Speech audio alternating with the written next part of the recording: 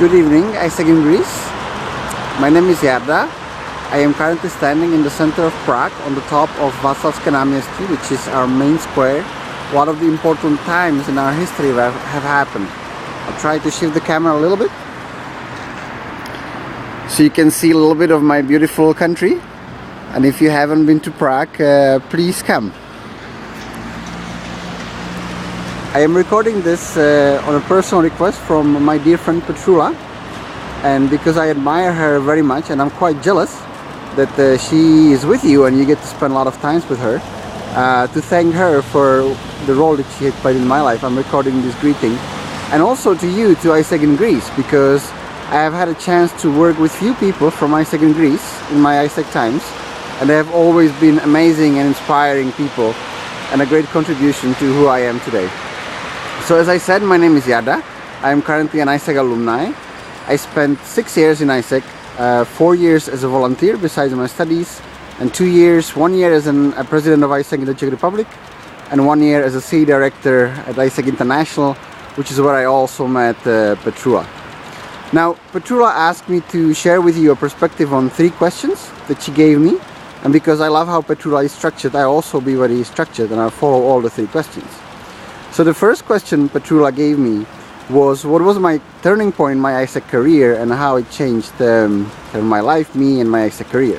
So I want to come back to the year 2001, I think, 2001, 2002, where I have been a member of AIESEC for half a year. I just joined and I like the organization, but there were many things on my local committee that I didn't like. I didn't like the way the EB was leading the committee. I didn't like where the committee was heading, and I kind of felt like, you know, it's a cool organization, but it's not for me. And at the time I made a friend. It was a guy who came from India who at the end applied for LCP, and when he got elected he came to me and he said, Jarda, you're a really cool guy and a lot of great ideas about what AIESEC can be in this LC, but I'm afraid that you know, you might just go and it will never happen. So what I want to challenge you is, if you have any of these ideas and you really mean them and you really want to make them happen, just apply to be a team leader with me and let's make them happen. And I did, and you know, I stayed for 5 more years. It was quite a special point, and what I want to extract from that is that it was probably for the first time where I realized that it's great to have critique of what is not as it could be, and it's great to see possibilities of what can be better, but it's even better when you go for it and you actually take responsibility for making them happen. The second question Petrula gave me was, how did AIESEC influence me in my AIESEC times, but also up until today. I've been out of AIESEC for I think it's 3 years now, and it's hard to answer because, you know, I think easier would be, how did AIESEC not influence me, because there was so many great and beautiful things. I have you know, I always saw AIESEC as a kind of a laboratory of a world, how the world could be. You know, I think we can see around us how the world is, but AIESEC for me is always like a glass ball where when you enter you get to taste the world, how it can be and what's really possible for our future. And in many ways, a lot of things that have been happening in AIESEC over times have actually later happened in the world.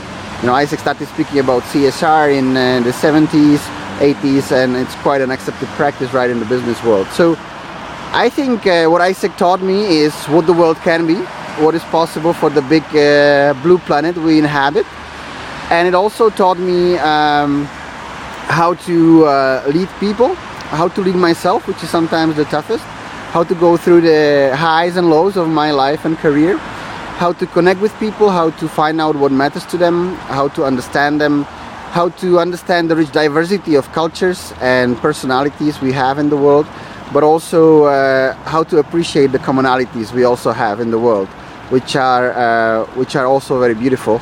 It also taught me many practical skills, you know, leading projects, making things happen. But it's many of these are hard to describe.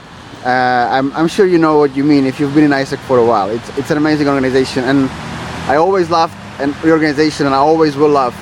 In the words of one famous alumni, when you leave AIESEC, you know, you don't stop being an AIESEC, you just start being an AIESEC alumni. So AIESEC has played a huge role in me, and I currently work as a facilitator and a coach with a lot of corporations around the world, and I must say that many of the things that I work with them about have been somewhere learned in AIESEC for me. So a big contribution. And the last question Petrula gave me was to give you some kind of advice. You know, maybe for you personally, maybe for AIESEC in Greece, maybe for your leadership, for where you are. And I guess I have two advices I'd like to give you. The first one is that AIESEC is such an amazing laboratory where a lot of things are made easier for you than in the world outside. So if you really want to learn what it takes to change the world in a positive way, then I would really encourage you to really look around AIESEC, because there is so many beautiful opportunities where you can grow, but where you can also learn what does it mean to be a change agent. You know, AIESEC has been speaking about it for a long time. It is quite an adventure, and AIESEC is such a great playground to learn in a relatively safe environment what you're going to need later on if you ever want to bring some change into the world. And I really want to challenge you, connected to my first story, you know, if there is something that you strongly feel about in AIESEC or anywhere else, and you really want to make a contribution to the world, then try to learn what does it take for you. Try to learn what does it take to make this difference happen, not only talk about it. So that's my challenge to you. And a second is kind of an advice or a wish. It is that, you know, we kind of have two voices in ourselves. The first one is the little voice inside that tells you, well, you're not good enough, you're not smart enough, you're not pretty enough, or you're not good for this position. So that's kind of the voice that kind of keeps yapping for, you know, all our lives. And if you listen to it in different times of your lives, it kind of says the same thing. You just find smarter and smarter ways to say it. So that's one voice. But the second voice comes somewhere, you know, somewhere here. You can't see it, but it's somewhere from your belly, maybe somewhere from your heart and belly, somewhere there. And that voice knows you truly for who you are, the beautiful human being that you are, with unlimited potential and possibilities to make things happen in this world. And I think for you, whatever you do, whether it's in AIESEC or afterwards, I think it's crucial for you to distinguish those two voices. And when you do take crucial decisions about your life or what you're gonna do, I would listen to the first one, because it's very practical and helps you to not do some totally crazy things. But I would also mainly make my decisions on the second one. So what I wish to you is, whether you're now deciding about something very important, or whenever in the future you will be, whenever you're in that moment of choice, right before making the final choice, just stop by for a little bit, just to listen to the first voice. What does it say? Say thank you, and listen to the voice inside, the one that, you know, makes you want to fly like an eagle, makes you want to do great things in the world, makes you want to smile, makes you want to come alive. And then take the right decision that is for you, that is coming from deep down inside you. I think that's it. Greetings from Prague. Have an amazing time at the conference, and give Petrula a big hug from me. Bye.